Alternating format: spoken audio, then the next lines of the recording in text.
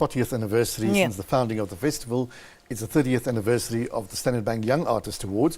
So we've brought together some of our best artists from over that 30-year period to present work for us. But we've also given newer artists the opportunity to run parallel along with that program of alumni to showcase what's going to be South Africa's cultural vibrancy and talent, creativity. I think at the press conference, the biggest thing that got me excited was the music program. Tell us a little bit about this. Our music program this year is going to be incredibly rich. In our classical music program, we've made some amount of shift in that we've previously focused quite a lot on Western classical music. This year we're focusing quite well on music that comes out of the continent, very, very strong music that comes out of the continent, but also music from South Africa. We're going to have a very rich rock program. And our jazz program this year is probably going to be the strongest that we've had in years. Now, speak to us about incorporating the previous winners of the Standard Bank Young Artist of the Year Award. We've got them integrated into the festival across various genres. For example, in the exhibitions or the visual arts program, we're working together with the Goodman Gallery, who are going to take a number of Standard Bank Young artists who've come out of their studio, out of their gallery, in a group exhibition.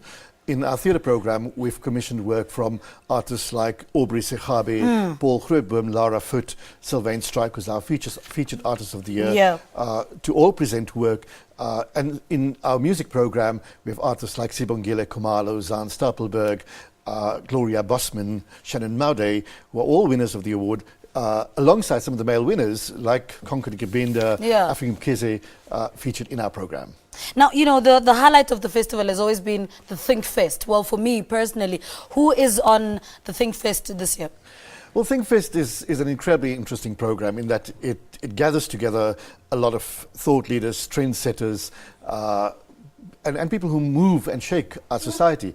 We're going to have a session on the judicial system with Carmel Ricard. There's going to be sessions on health and lifestyles. We're going to have the success of the program we had last year on design. Again, we're going to have two visiting artists from the Netherlands participating in that particular program. It's an extensive program with at least 60 speakers across various topics, and those would be available on our website shortly. And people will be able to access all the names on there. Now, you know, there's your involvement with Africa as well. Tell us how you incorporated your relationship with the African artists into this year's program. This year's program probably has the largest component of African artists, both in live performance. We've got artists from Uganda in a theatre production. We've got artists from Zimbabwe. But we've also been able to use digital media as a way to be able to access into the rest of the continent. Analog Eye is one particularly exciting program where we have artists from 17 different countries across the continent participating, from Benin, Cameroon, Egypt, Algeria, Nigeria, Tunisia, and a lot more other countries from the continent. Now, you have a new ticketing system. Tell us a little bit about that. Ticket Hut is going to be launched this year at the festival. It's going to be owned by the festival as well. It's going to be a lot more user-friendly, and it will also be artist-friendly in the sense that artists will also be able to access information at their fingertips around their own promotion, their own productions, how well it's doing, the number of tickets sold, what kind of promotion they need to do. But audiences can also use that system to be able to plan their program, where previously you went through a book, you can now input the information about which shows you want to see, and the schedule would automatically generate that, would be generated for you by the ticketing system. The Fringe program, I think with any festival, the Fringe has always been the hardest to market, the hardest to put. What are you trying to do better this year to make sure that it's also right up there with the main program? Well, the Fringe is sometimes a little harder to market, but it is always the most exciting part of any festival anywhere in the world, because that's where you really unearth some of the gems.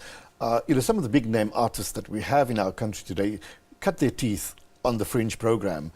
So Fringe doesn't mean that it's second best. It simply means that it's artists who are coming on their own steam to the festival, rather than being funded, you know, to produce the work as it would be in the case of the main production. But we do provide with an enormous amount of support to help those particular productions.